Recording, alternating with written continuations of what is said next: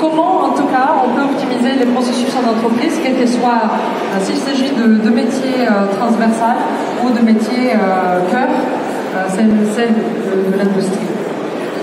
Comment, en tout cas, l'IA conversationnelle, les robots, peuvent aider à cette optimisation et transformation numérique de l'entreprise. Je m'appelle Katia Lenné, je suis la cofondatrice et CEO de Talker. Et Talker est une entreprise française qui fabrique une plateforme grâce à laquelle on conçoit facilement des assistants virtuels multicanaux à la voix par chat. Alors, avant de démarrer, vraiment, allons sur un premier rappel, c'est quoi un assistant virtuel? D'une part, un assistant virtuel, c'est une machine qui interagit avec un humain d'une manière automatisée, qui comprend les propos et qui répond. Donc voilà, ça, on les appelle bots, chatbot, voicebot, phonebot, callbot, comme vous souhaitez, puisqu'on prend en compte le canal d'interaction avec l'humain.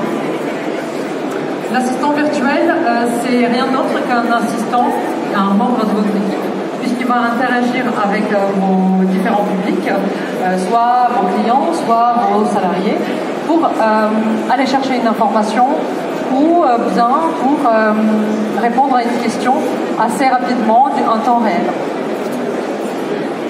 À quoi sert l'assistant virtuel? Un résumé, c'est d'optimiser les différents métiers, par exemple les ressources humaines, en répondant à des questions fréquentes posées par vos salariés, en déposant très rapidement des congés sans pour autant aller cliquer 150 fois dans un formulaire. Peut-être répondre à vos clients sur des réponses fréquemment posées ou tout simplement pour répondre à des doléances de SAV ou à des questions comme où est ma commande, comment je prends rendez-vous avec le conseiller, etc. Et tout ça appliqué à des métiers qui sont très divers et variés, mais également à tout domaine d'activité, telle que l'industrie évidemment, mais la santé, l'énergie. N'importe quel domaine d'activité, évidemment, y est touché. Nous allons nous intéresser des interfaces différentes des assistants virtuels. Donc il y a les interfaces chat et les interfaces vocales. Les interfaces chat, vous les connaissez, c'est les sites internet, c'est les applications web, c'est les réseaux sociaux. Donc là, on peut interagir par chat. Il y a les interfaces évidemment vocales. Et là, c'est plus intéressant puisqu'on n'y pense pas toujours. On pense aux assistants vocaux, celles qui sont dans une enceinte connectée, telle que Google Home ou Alexa. Mais l'interface vocale, c'est également le téléphone, puisque, si vous ne le savez pas, mais 50% des appels, en tout cas des interactions d'une entreprise, se passent par le téléphone encore. Les clients vous appellent vos entreprises. Donc l'interface vocale au téléphone est très intéressante puisque 50% est géré par le digital, 50% par la téléphonie. Donc finalement, si on souhaite avoir vraiment une interaction 360 avec son public, avec ses clients, pour répondre là où les demandes sont, il faut vraiment considérer absolument tous les canaux. Et si on souhaite évidemment optimiser ces réponses-là, pouvoir répondre en temps réel 24/7, il n'y a pas plus que les assistants virtuels. Donc pourquoi les assistants virtuels sont une opportunité pour l'entreprise? Tout simplement parce que déjà, pour certains des canaux, c'est un nouveau canal de contact, tel que les enceintes connectées. Ils sont au cœur de la vie des personnes, ils sont chez eux, donc facilement connectés à leur vie. On peut demander à une enceinte connectée, sans citer une marque, mais imaginons Total Energy. Hello, bonjour, hey Google, tu peux me passer l'assistant de Total Energy, je souhaite faire une commande de fuel, c'est totalement possible. Et évidemment, c'est simple parce qu'il faut connecter juste un assistant virtuel qui est fabriqué avec évidemment avec la technologie de Talker et pouvoir avoir cette interaction.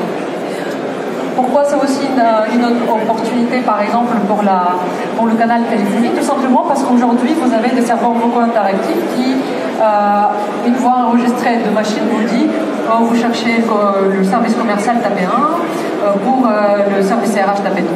Aujourd'hui, grâce aux assistants virtuels qui sont conçus pour interagir à un mode dialogue, vous allez tout de suite comprendre l'objet de l'appel, de qui il s'agit. Évidemment, si vous avez poussé votre assistant plus loin, il est connecté au CRM de votre entreprise, vous savez que c'est monsieur Patrick Robert qui appelle, et vous pouvez savoir que potentiellement, il appelle parce qu'il a passé une commande il y a 2 jours, et potentiellement, il y a une question sur où est ma commande.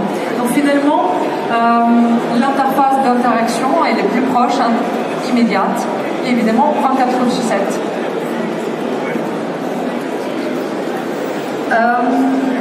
Quels sont les bénéfices vraiment immédiats? Pour l'utilisateur final, évidemment, vous avez la disponibilité 24/7, chose qu'on ne peut pas se permettre avec évidemment des collaborateurs. Aussi, il y a quelque chose qui est important, pouvoir donner les réponses personnalisées, pertinentes, en temps réel, c'est quelque chose qui est le must-have d'aujourd'hui des utilisateurs et des clients. C'est-à-dire que moi, lorsque j'appelle une entreprise ou lorsque je contacte en tant que client ou consommateur, je n'attends pas qu'on me réponde juste à une banale question globale et générale. J'attends qu'on me reconnaisse et qu'on me réponde sur ma problématique à moi. Donc ça, c'est vraiment les bénéfices que les assistants virtuels peuvent offrir, c'est-à-dire par leur connectivité avec des outils tels que les CRM, tels que les ERP, connectivité en temps réel, faire un dialogue et sur des questions différentes dans un contexte de conversation, pouvoir pousser des informations vers l'utilisateur ou l'inversement, aller implémenter des informations que le client nous a données par rapport à son cas précis. Donc évidemment, pourquoi les assistants, c'est une opportunité pour l'entreprise? Tout simplement aussi parce que on se dit à un moment donné, oui, l'assistant va pas quand même prendre les emplois des mes équipes. Évidemment, c'est important de souligner que certaines tâches vont être automatisées, mais pas toutes. Et aussi, c'est une chance pour les entreprises de pouvoir upskiller leurs propres équipes. C'est pas très marrant pour quelqu'un qui est conseiller de vente de répondre juste à une question banale de son client. En revanche, ce qui est intéressé, lui, c'est d'aller chercher de la valeur en créant plus de ventes ou en répondant à des questions vraiment beaucoup plus complexes qu'évidemment l'assistant ne va pas couvrir. Donc tout ça pour dire que les assistants ont beaucoup d'avantages évidemment sur le traitement des interactions. Et aussi, tout à l'heure je vous ai mentionné, par leur capacité à être connectés à n'importe quel canal, on va créer une approche omnicanal pour essayer de suivre le client où qu'il soit. Si je suis dans ma voiture et sur mon portable, si je suis sur mon bureau ou sur un ordinateur, je pourrais normalement sur tous les canaux pouvoir poser mes questions d'une même manière et avoir mes réponses. Les notions principales, évidemment, je ne souhaiterais pas. C'est le langage naturel et c'est de l'IA, mais même si on est sur le village d'IA aujourd'hui, ce que j'ai à vous dire, c'est que l'IA est importante pour comprendre les propos, mais elle n'est pas le principal ingrédient d'un assistant virtuel qui fonctionne. Ce qui est important, c'est de créer des interactions, des dialogues pertinents, en temps réel, et surtout qui apportent une vraie valeur à la personne avec laquelle on interagit. Donc les notions, c'est des scénarios, du contexte, et évidemment le workflow. Pourquoi? Parce qu'un assistant virtuel, c'est pas uniquement je pose une question et j'attends une réponse. Parfois c'est l'inverse, c'est l'assistant qui doit poser des réponses pour pouvoir rediriger correctement l'utilisateur ou le client vers le bon sujet. Talker, en tout cas, aujourd'hui, fabrique plusieurs choses. D'une part, une plateforme no-code grâce à laquelle on conçoit des assistants virtuels multicanaux. Une plateforme très facile à maîtriser par les métiers sans avoir de compétences techniques. Nous avons aussi lancé un concept qui est vraiment novateur, c'est les assistants as a service, c'est-à-dire des assistants préfabriqués avec très minimum de customisation et qu'on peut lancer très rapidement, soit sur des call centers, soit sur des sujets RH, service client, SAV, etc., dans n'importe quel domaine d'activité. Évidemment, les custom-made bots et sur mesure, ça c'est assez facile. Sur les assistants as a service, je vais m'arrêter peut-être sur ce sujet-là. C'est important puisque souvent il y a des sujets qui reviennent assez souvent. Prendre un rendez-vous, commander, vraiment des sujets où les utilisateurs appellent pour les mêmes doléances et les mêmes problématiques. Donc, pouvoir créer des assistants qui sont déjà sur étagère, ça permet à l'entreprise très rapidement de se projeter et d'utiliser un assistant supplémentaire, puisque c'est juste un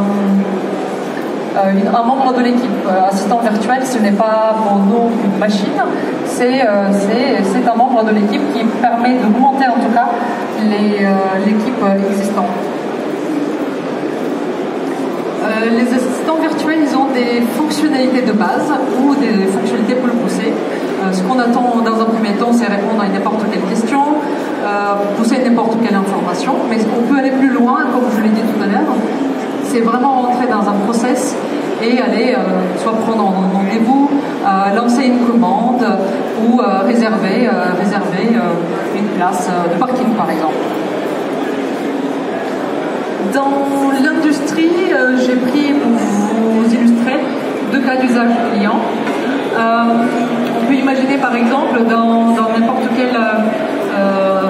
quelle entreprise qui est de l'industrie, sur vraiment un métier cœur, l'intervention d'un technicien. Lorsqu'on est sur le terrain, on a la possibilité, par exemple, d'appeler un assistant et de lui transmettre le résumé d'intervention. Donc, nous, on va pas seulement transcrire le résumé de l'intervention, mais on va comprendre de quoi il s'agit et évidemment pousser les informations par l'assistant dans les outils de l'entreprise. Ici, j'ai affiché le cas d'usage de Wayco, qui est une entreprise qui n'est pas de l'industrie, mais qui est plutôt du côté transport, mais qui a mis en place un chatbot et un callbot. Et il traite toutes les demandes 24/7 avec un assistant virtuel qui répond à toutes les questions, évidemment. L'avantage le plus important, c'est qu'ils ont divisé par 2 les tickets entrants qui devaient être traités d'ailleurs par un conseiller.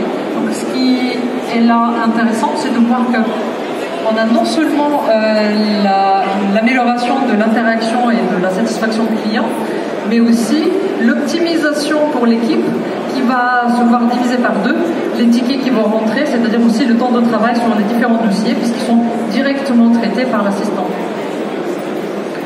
J'ai pris également le cas d'usage de Naval Group puisque c'est encore plus intéressant, tout simplement parce que ce n'est pas un assistant service client, mais c'est une fonctionnalité qui est implémentée dans un des outils de métier cœur de cette entreprise.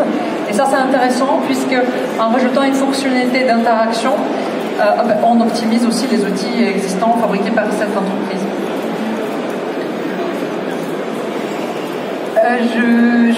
Je fais habituellement un appel de démo, mais finalement c'est pas une démo. Si vous souhaitez venir au stand de Talker qui est juste là au village IA, nous en tout cas on a préparé un assistant virtuel au téléphone qui est connecté en tout cas, et je vais vous montrer de quoi il s'agit et à quoi ça sert. Et vous pouvez venir évidemment appeler le numéro de téléphone que je vais vous donner et pouvoir commander un café avec l'assistant virtuel. Donc je vais appeler l'assistant de bot qui prépare les commandes café.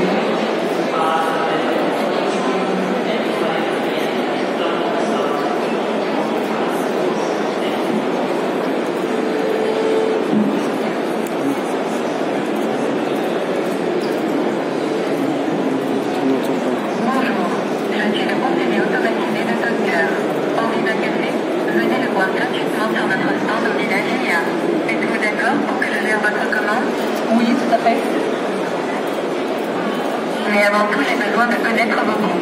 Je vous propose décaféiné, expresso ou lungo. Décaféiné. Et vous souhaitez que j'en prépare combien 2. J'ai compris 2 décaféinés. Validé par oui ou non? Oui. Vous souhaitez encore autre chose? Non, ce sera tout. Vous souhaitez que votre commande soit prête à quelle heure? Maintenant. J'ai besoin de connaître votre prénom. Katia.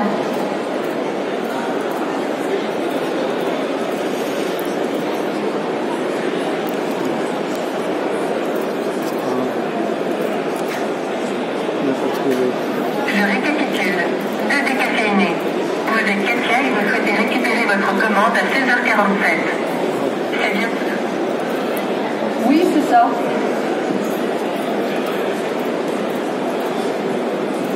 Vous allez recevoir un SMS de confirmation de commande. J'espère que cette démonstration vous a plu.